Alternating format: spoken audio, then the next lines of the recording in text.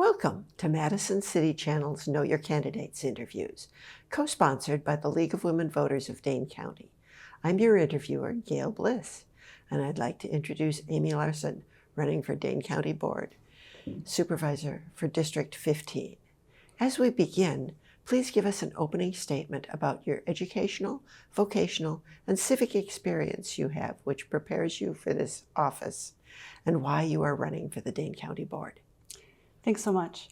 My name is Amy Larson. I grew up here in the Midwest. I went to school, to law school at Ohio State University and joined the Navy straight out of law school. In my 25 years of active duty service as an attorney in the JAG Corps, I lived in over a dozen duty stations. I had multiple deployments, spent almost 2 years of my life at sea, but I had the opportunity and pleasure of leading teams of attorneys and paralegals and a wide variety of U.S. and international military folks and civilians. Part of my work, I was both a criminal prosecutor and a criminal defense attorney, and had experience running the brig on an aircraft carrier where I lived for a year. I had been able to work on complex and lead and advise on complex investigations, leading teams of folks doing that as well. I have experience with government ethics and compliance, a little bit of environmental law. I then went on a Fulbright scholarship to get my legal master's degree in international law in the UK. And I utilized that in a variety of different assignments. My last assignment was as a military professor of international law at the U.S. Naval War College in Newport, Rhode Island. I very much enjoyed working with senior students there, and I really appreciated the opportunity to give back to the community through that. After my 25 years of active duty service, I retired, and I finally got to live our dream of moving here to Madison, Wisconsin. I visited here on a university crew regatta my junior year of college, and was upset that I hadn't known to apply to school here instead. I've wanted to live in Madison since then. I have a history of volunteering with food pantries and teaching adult literacy and GED courses. More recently, here in Middleton, where I live with my husband and daughter, I work with youth soccer and other youth sports, as well as working with a foster program, supporting children as they're thrown originally into the program. I also was appointed to serve on the City of Middleton's Workforce Housing Committee and got very familiar with some of the housing issues in the area through that work. I'm running for office because I'm really excited to get back and to continue my career of service to the community.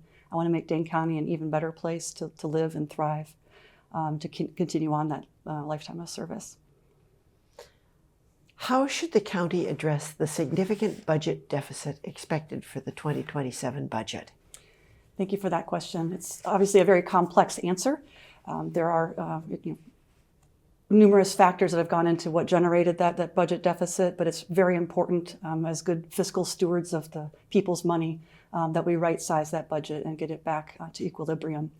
I intend to take a systematic look at what services we provide, how we provide those services, ensuring that we aren't duplicative of other, for example, city, state, federal, or other nonprofit actions that are being taken to address similar issues, to see if we can perhaps streamline or condense and consolidate some of those services. With the uncertainty from the federal level as to whether certain budget support will continue, we need to make sure that we have a solid base for supporting the programs that we have here in the community. I also want to make sure that we take a close look at the contracts that we will be letting out and have already let out, that we are scrutinizing the applications and have a solid audit procedure that we carefully ensure that we're getting what we're paying for. And finally, want to make sure that we are being duly reimbursed for the services that we're providing on behalf of other entities, such as the state of Wisconsin and the federal government. What specific ideas do you have to increase the supply and quality of affordable housing and preserve existing affordable housing? Thank you for that question. As I mentioned, I have been on the City of Middleton's Workforce Housing Committee and have been really closely analyzing this issue along with the rest of the team that's been working on that. The Dane County Regional Plan that was put out to support area communities to look at other ways that we can have a similar program and action items to address the issue. The action items that were in that plan are actually very helpful and very sound, and I know the City of Middleton was created our own plan, I think has been signed, to make sure that we're supporting those same action items. As someone who recently moved here not that long ago myself, I've personally experienced the lack of housing availability. And in looking at the numbers, of course, we've got issues at every pay range and every scale for the price of the units for people purchasing homes as well as for rents. But the crunch, surprisingly, is a lot on the middle range of housing values, in that the people that can afford much higher range houses, there haven't been enough supply on that end, which has caused people to purchase down closer to what the middle of the housing ranges are. And so making sure that we are providing new housing and new builds and developments that are both at every end of the scale and pricing value, and then looking at some of the creative ideas that the regional plan has put out there, such as various zoning templates which were offered that can support communities that don't have to then reinvent new models for their own ordinances. Examples including accessory dwelling units, having multi-generational families living in different areas. I think that the Dane County series of programs that we have that support all the cities and villages in the area, as well as the state programs that require us to spend money in certain fashions, are sufficient for addressing a large portion of the issues. We'll have to look at new creative ways to make sure we're getting that, though. What more, if anything, do you think the county needs to do to address the needs of our neighbors experiencing homelessness? Absolutely. Again, a complex issue with many different root causes that need to be addressed. People find themselves suddenly unhoused for a variety of reasons. Some people are chronically unhoused.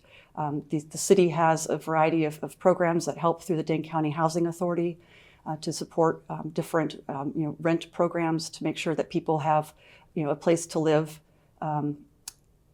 through both at the initial crisis range, through the different shelter spaces that we're looking at increasing the availability there, and making sure that there are resources available to people both there and at other crisis intervention locations to support that.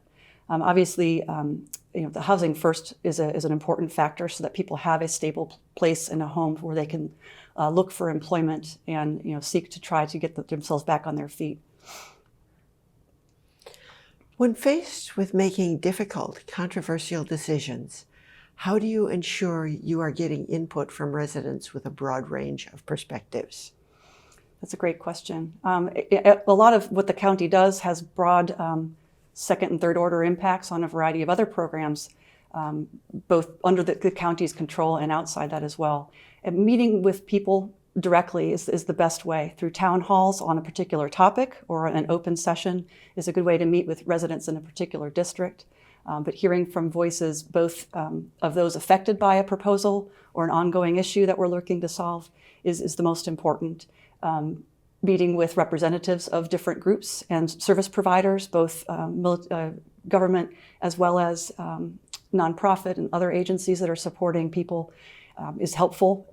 Hearing from the people that are impacted directly is important as well. I intend to have a regular communication, if elected, with the members both of my district and anyone else interested in applying for the newsletter, but making sure that we're putting out information as the county is looking at different proposals, both currently and in the near term, so that people can have their voices heard if desired.